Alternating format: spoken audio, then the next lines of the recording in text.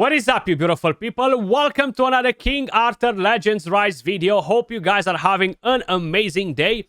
As promised, guys, in today's video, we're gonna have a guide on the Frozen Plains. I'm gonna share with you guys a couple of different teams that will be able to tackle this beast. One of them will be a team for Stage 10.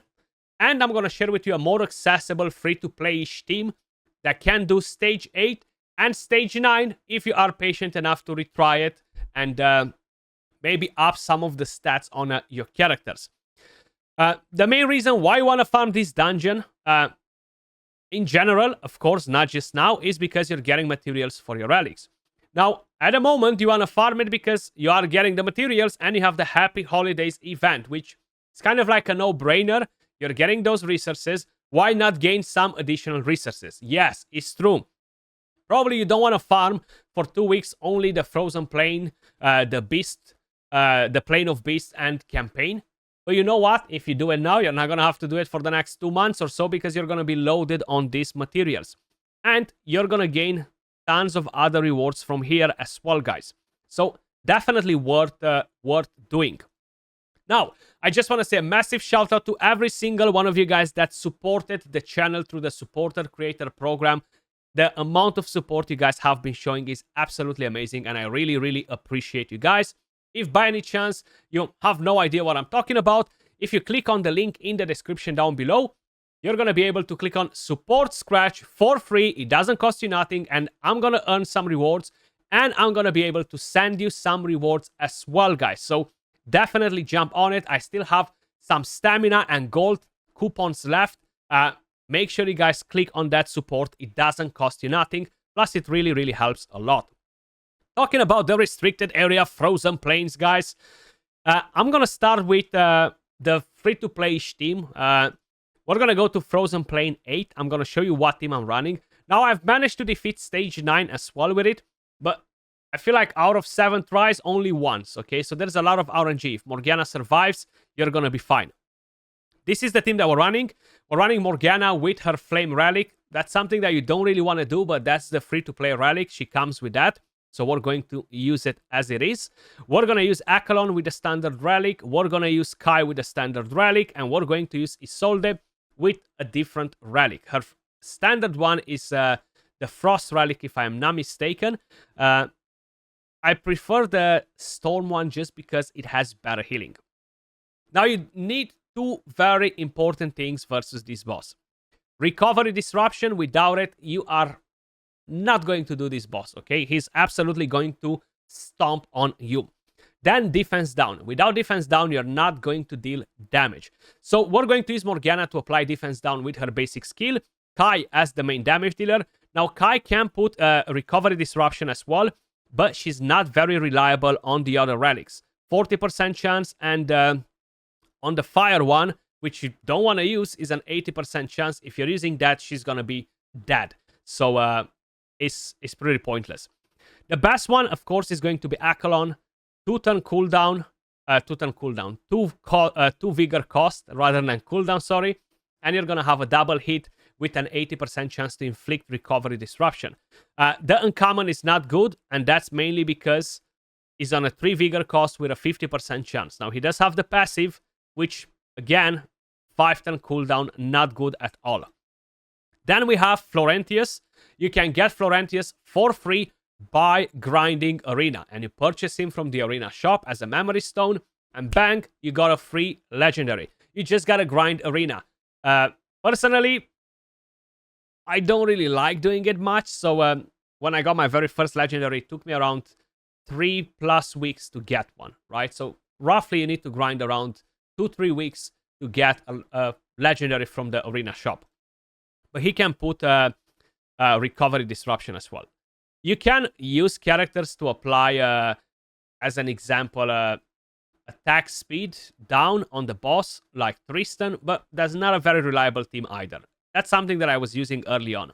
So let me just show you how this team works. There is a secret. You gotta prioritize the boss. You don't want to waste any time prioritizing the body parts because the boss has this rage meter counter. Once the 24 turns are gone, he's going to go berserk and absolutely demolish you, okay? So You want to avoid that. Now, we only care about having that healing prohibition when the boss is in hibernation. If he comes out of hibernation without recovery disruption, he's going to recover the full HP. And guess what? You can retry it, but then the boss will rage and eventually kill you. This is the preset that I have on. Isolde A3, Kai A2, Akalon A2, Morgan A1. I just want to have that defense down. As I mentioned, having defense down is very important. If not, you're just not going to be able to do enough damage with Kai. So, the whole idea, guys, basically just put a recovery disruption on. If that gets resisted, you're going to be in trouble. So, right now, we need to have it for 2 turns. There we go. We have it. We are safe. If that fails and you get resisted, the boss will recover the whole HP. And basically, most likely is going to be a fail, right? But the team is pretty straightforward. It does work really, really nice on stage 8. As I mentioned, on stage 9 is a bit of a struggle with it because Morgana dies right about here. So you see where my mouse is under the letter I at Aldri. Once the damage is there, Morgana usually dies, and I just don't have enough damage to kill the boss, and it just absolutely smashes my entire team. So that's the problem. But on this stage, as you guys can probably notice, is a walk in the park on stage 8. If I would have some better gear on my characters, most likely stage 9 would be easier as well, right?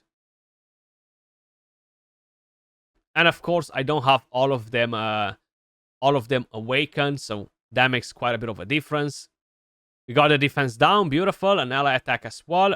We have the healing prohibition for 2 turns, or the recovery disruption. That's great. And we just need Kai maybe right now to end the boss.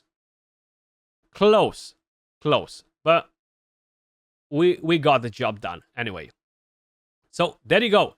That's one thing that you can run.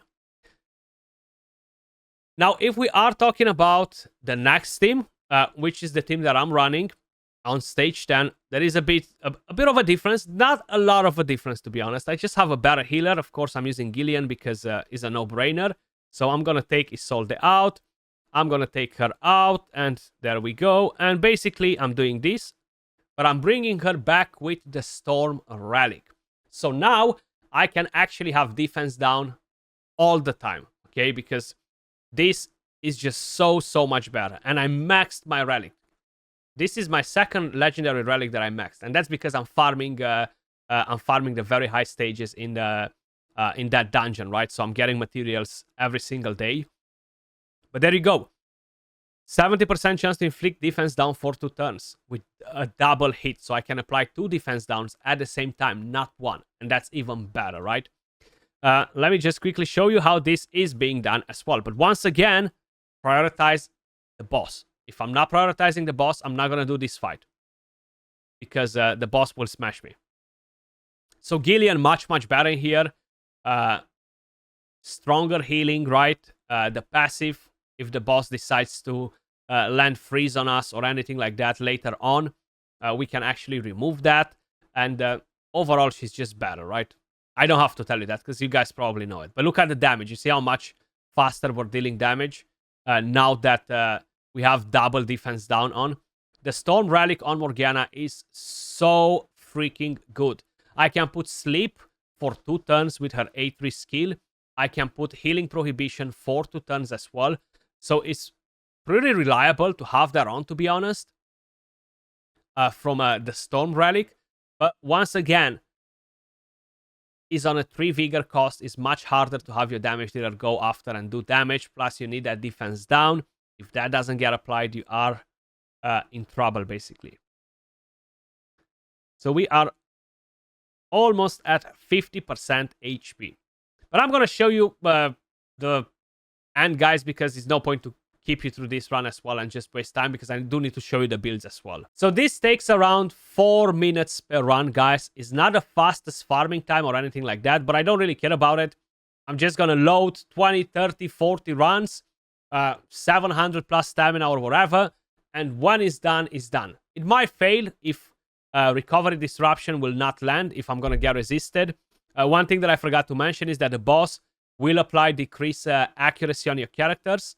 And if they're not taking enough turns, if they're too slow, they're not going to drop that decrease accuracy, and they won't land the debuffs. So there we go. 4 minutes and 28 seconds. Stage 10. Pretty straightforward. Look at the healing. Look at the damage. You see? Kai doing some serious damage. I actually don't prefer Bediver over Kai here, because Bediver is with the Frost relic, and the boss usually targets him, and he ends up in dying. So I actually like Kai versus this fight. Let me just quickly show you the characters in terms of builds and everything else. So Chivalry, yes, I do have Chivalry on my characters. Most likely, I have Chivalry 2 on Gillian. I have Chivalry 4 on Akalon. Max Chivalry on Kai, the very first max character that I had. Then I have Chivalry 3 on Morgana. And no, I haven't summoned 2 million copies of Morgana. You just get memory stones by playing the game. And you can get this as free to play without a problem. But not in one day. I think I mentioned this, right? You do need to grind the game before you get to this part as a free to play. So 1 month and a bit, and you will be here. Don't worry. As long as you are playing the game properly and you're doing all of the content that rewards you with that, right? Being a very active clan, etc. Everything is super important. Then I know I showed you. Actually, I showed you. We used Isolde as well. I think I'm close to get her Chivalry max. I have 1 more left, yeah. So there you go. Yeah, it does help to have it, because the more HP she has and all that, the more healing she's going to generate. So that's pretty important. But let me just quickly show you the stats. And I'm going to start with this one from here, because I can go over to the rest after. Everybody except Kai are built on Vigor sets, guys. And these are her total stats. Let me just move my cam on the side right here. I'm not going to read the stats, but you can see them on the screen right here. You want to prioritize attack speed, HP, and that's it. Accuracy and all that is irrelevant, at least for what we're doing in this fight.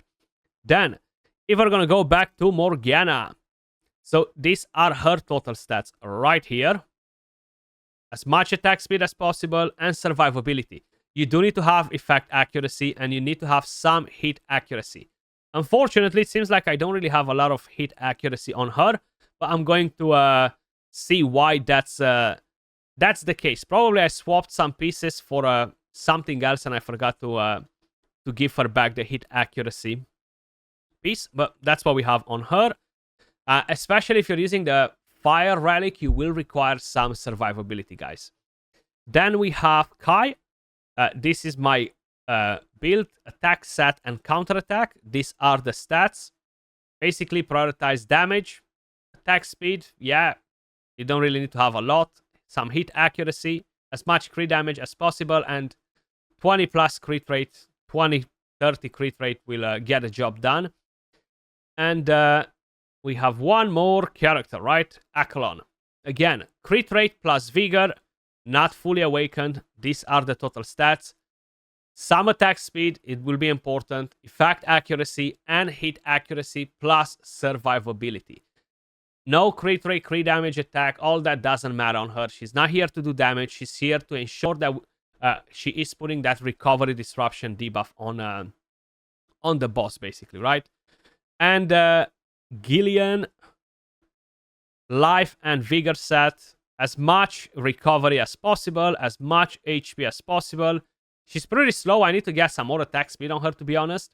And effect accuracy is very important for her attack gauge manipulation. But that's pretty much everything for this video, guys. Hopefully you found it helpful. And now you're going to be able to defeat the Frozen Plains. As I mentioned, the first team that I showed you is very free to play, accessible. But it takes time to basically grind the game. It won't happen from a day to another. I wish that would be the thing, but unfortunately it's not. Appreciate all of you guys watching, and I will catch you all in the next video. Peace.